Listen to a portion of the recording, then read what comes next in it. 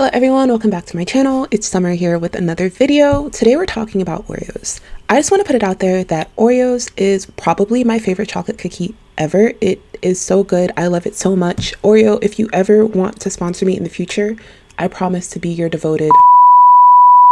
Moving on. I have been doing a lot of dupe recipes. I have a whole bunch of crumble dupe recipes, but I really, again, love Oreos. So I was wondering, can I make an Oreo dupe that actually tastes like Oreos? I realized quickly that I am not a food scientist and I cannot, but there are people who are actually way better than me at cooking, like this person, and also this person. So I decided to try the recipes. Today, we are going to be trying 3 different Oreo dupe recipes to see which one tastes closest to Oreos. And my only criteria is that it has to look like an Oreo, which means it has to have 2 chocolate biscuits that are kind of similar and a icing layer in the middle, or cream layer. I'm not really sure what the technical name is, but I have this chart right here to help. We have the Oreo, O in Rio, O in O, Oreo, O, and etc. All we want is the Oreo. Moving on. The first up is tasty.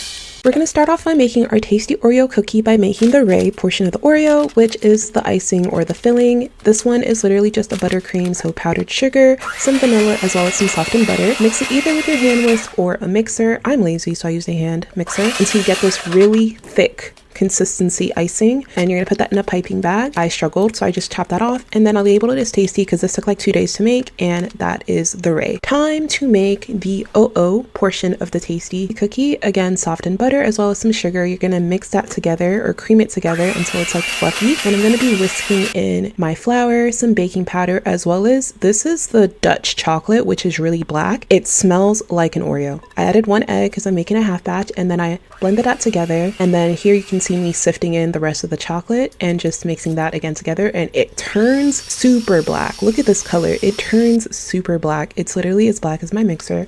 But once that's done, I immediately started rolling it out by putting it on some wax paper, putting another piece of wax paper over it, and then using my really dirty rolling pin. Please forgive me, I was baking something earlier and I just didn't bother to clean it because I'm obviously using wax paper. So I rolled it out and until it was nice and as thin as an Oreo. I kept using one to measure, and then here's what it looks like. But I didn't realize my wax paper crinkled, so when I stretched it out, it literally split in the middle, but it's completely fine. I had a circular mold that was similar in size to an Oreo. It's a bit bigger, but I thought the cookie would shrink, so I chopped it out. I tried to use a mold to give it a gingerbread man shape, but then I realized it was the same black color as my gloves, so it didn't really show up. But regardless, I put the shapes on a wire rack, and here's what they look like when they're baked. It is really hard, and I think I overbaked them because it was already black. And then I realized that, oh my gosh, I have to actually put it in the fridge to chill. That is why the dough is super weird and oily. So I put it in the fridge for 2 hours. 2 hours later. And then when it came out, I struggled to really roll it out with the rolling pin, but I eventually got the job done. And then I took my handy dandy cookie cutter and cut out perfect circles. Here's what it looks like. And I used an Oreo cookie to actually do the Oreo mold. I wanted to see if I could get it as close as possible, and I think it looks pretty solid. So I baked it just like this.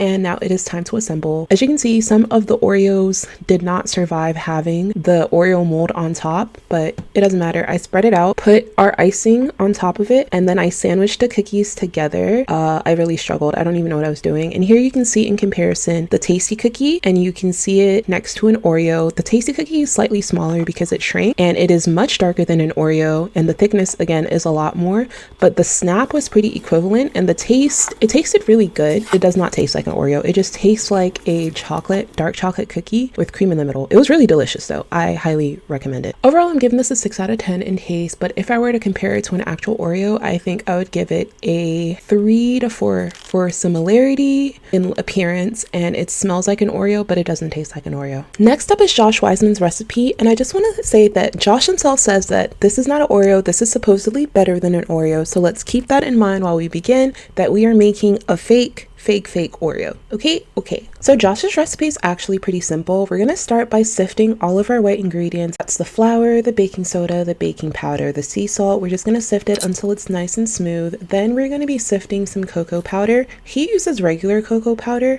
so I had some Hershey's and I used that. And after that, you're gonna cream your butter. He uses salted butter. I do not have salted butter because every baker ever is like, you're not allowed to use it. So I softened my butter in the microwave because never have I ever actually remembered remembered to leave the butter out to be softened by the air, and it got stuck in the bowl. It did not want to come out, but after that was done, I added some granulated sugar after fluffing up the butter a little bit, and then I had troubles because I pre-dished everything, but then I forgot about it for like 3 days. So my brown sugar was super hard. You can see it stuck to the bowl and refused to come out, so I had to manually crush it. But then because they were hard pieces, they were literally flying everywhere, and I got like smacked in the eye. I don't even know how it hit that velocity, but it was really hard. Once that was combined properly, well, as much as was going to get combined because there's so many hard chunks in there, I added an egg, and then I added some vanilla, you know, and just mixed it all together. So once that's completely combined, I added in my flour cocoa mixture and just continued to mix that together, and ended up with this super crumbly, sandy texture dough. I'm not even sure what to call it. So you're supposed to add milk. I didn't have milk, so I added heavy cream and was just trying to get it to be more of a cookie dough consistency instead of like really bad Play-Doh that's been left outside for 50,000 years. I'm not gonna lie, it does look a little weird, but it was super fun to play with. Like the texture was like a good stress ball.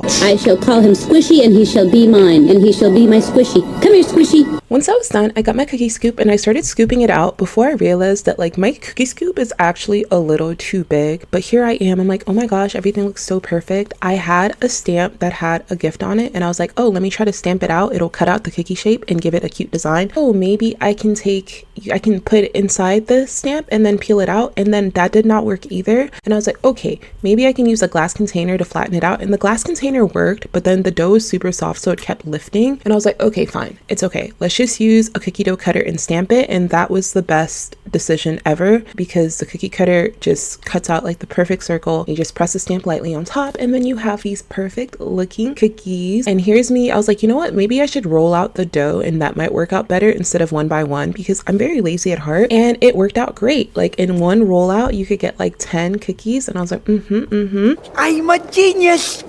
And I was like, look at that. A nice pan fold with perfectly cut out cookies, and all I have to do is stamp. Stamp kind of worked here or there, but I was having a big brain moment, okay? Give me some props for my big brain moment. Once that was done, I just threw it in the oven, baked it, and here's what they look like fresh out of the oven. It definitely had like a good texture. It was in between a soft cookie and like a crunchy cookie. So I put it on the cooling rack to cool down because it was still quite hot, and I knew the moment I tried to pipe some icing on it, it would just not work out. Speaking of icing, let's move on to the Rio or the Ray part of Josh's recipe. He uses a buttercream as well. Did he not use cream cheese? He uses a cream cheese recipe, so it's cream cheese, some butter, as well as a whole lot of powdered sugar, because that's just how it is. I, of course, always warm everything in the microwave because never have I ever left anything out to soften on time. I'm just very irresponsible that way. But I added the powdered sugar, mixed it together until I got this super nice consistency, and I put it in a piping bag, let it chill in the fridge for 3 business days, because again, listen to me. These are my confessions. I made the icing on the first day, and then I put it in the fridge, and then I was just lazy to make it, so it sat in the fridge for like 3 days, but it's fine. I think it was fine. It tasted fine. Yeah, it was completely fine. It's completely fine. Yeah, here is assembly time. Here are the best looking cookies that I assembled. I made some really humongous ones, but these are the ones that are closest to being the size of an Oreo. So I laid them down, face down, booty up, and then I piped the cream cheese buttercream on it and then sandwiched them together. And I won't lie, this is actually probably my favorite icing out of all of them. Just I'm a sucker for anything cream cheese flavored, so I will give it a it wasn't my favorite cookie, I will say that. Like, it's not my favorite cookie. It doesn't look anything like the Oreo. The color's too light, but it was my favorite icing. So I think overall I'll probably give it a 7 out of 10. Like, it was a good cookie. Josh claims that his is better than the Oreo. Is it better than the Oreo? No. Is it a really good chocolate sandwich cookie? Absolutely. So overall 7 out of 10. Similarities to an Oreo, 0 out of 10. Nothing is remotely close. The icing is not like an Oreo. The cookie's not like an Oreo. It doesn't even smell like an Oreo. 0 out of 10.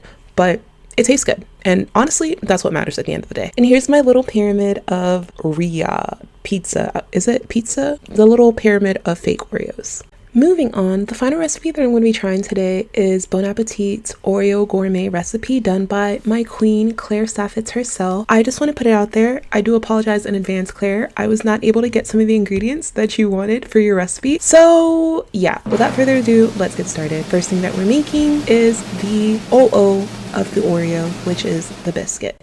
So Claire's biscuit recipe starts off with some brown butter. I already had some in the fridge, so I weighed it out and then added the granulated sugar as well as the brown sugar. I had to smack the brown sugar so hard to get it to come out. It just refused. But I mixed it together really nicely with my electric mixer until everything was smooth and combined, and then I started sifting out the flour. Claire's recipe uses 2 different types of flour. I'm so sorry, I only used 1 type of flour, but I did add the black cocoa and which is Dutch cocoa, as well as regular cocoa, added the baking powder, and then added some salt and sifted that together before mixing it with the electric mixer. I was pleasantly surprised because when I mixed the dough, it looks a bit wet here because I'm missing some flour, but the color was almost spot on to an Oreo. I was like, oh, Claire's eating. I added the remaining flour, mixed everything together by hand, and then started the process of trying to get the Oreo. The dough is super wet for some reason. I don't know if I measured incorrectly, but I put it in the mold because I thought, oh, I'm going to put it in the mold and then I'm going to let it chill for a while, and then I'm going to be able to crack it out safely and it's going to work out perfectly. As you can tell, it did not work out perfectly. The cracking was cracking. It cracked like an earthquake was happening in my hands. So I tried one more time and it worked a bit better when I was getting the edges to get like a perfect disc, but then it looked like a chocolate and I was like, oh, this looks kind of weird. I baked the first batch. It came out looking very wet and mushy. So I was like, back to the drawing board. I put all of the dough in the fridge to chill, came out, hand sculpted my cookies, and then pressed the Oreo cookie to be the mold of it because I thought, oh, if it's going to bake like that, maybe it'll retain the shape of the Oreo. Plot twist, it did not. It came out nothing like the Oreo symbol and I was kind of disappointed, but I was like, you know what? The cookies are done. I don't have any more dough or batter. Let's move on. Time to make the of the Oreo, which is the center. Claire's recipe calls for cocoa butter. I did not have cocoa butter. The only cocoa butter I could find was $44 on Amazon, and I was not going to pay that because I have no use for cocoa butter. So I used double the amount of coconut oil. I added powdered sugar as she called for with the vanilla, but then I realized I was like, oh, this is really wet. This does not look like what she did. So I just kept on pouring powdered sugar in there. I used so much powdered sugar, it was very disgusting. And so finally I had like this ball thing, and I'm not gonna lie, it felt so good to play with it in my hand. Like the texture is like the best squeeze stress ball ever. I really enjoyed playing with it with my hand. Like just look at like just rolling it around, felt super good. But I made a little ball, put it in some wax paper, parchment paper, folded it over itself, and then decided to roll it out to as thick as I wanted it. Originally I was gonna make it super thin, but then I was like, I actually prefer double stuffed Oreos, so I made it super thick. Found a cookie cutter. The first one was entirely too small, so I had to go find a slightly bigger one. The second one came out the perfect size, and I put it in the cookie. I saw that it was making a nice sandwich that was almost perfect. Like the icing was slightly smaller than the outside, and I was like, it's eating. And unfortunately, a lot of them crack because I'm irresponsible, but here it is in comparison to a regular Oreo. The color is a bit lighter, but I feel like they're in the same brown family, and the taste was the best. Honestly, the brown butter in the cookie, delicious. And even though there was a slight coconut taste to the icing, I think texture wise and taste wise it was the closest to an Oreo. So if we're ranking from best to worst, we're going to start with Oreo. Oreo's number 1. I think they're absolutely delicious. My queen Claire would be number 2. I think her recipe is super close. If I had used the exact ingredients, possibly, I'm not saying it would have come out exactly, but it would have been close. I guess we'll never know. And then I would have to put Tasty actually above Josh. I think because they used a black Dutch cocoa powder, it was actually very similar. And it was pretty good because the bitterness contrasted nicely with the sweetness of the icing or the cream. And I think that is like one of the appeal of Oreo. And then Josh's would be last, even though I think it's still a pretty good chocolate cookie. Regardless, thank you so much for watching. I hope you enjoyed this video. If you did, please give me a thumbs up. And you can give me recommendations of what to cook next down below. And yeah, bye.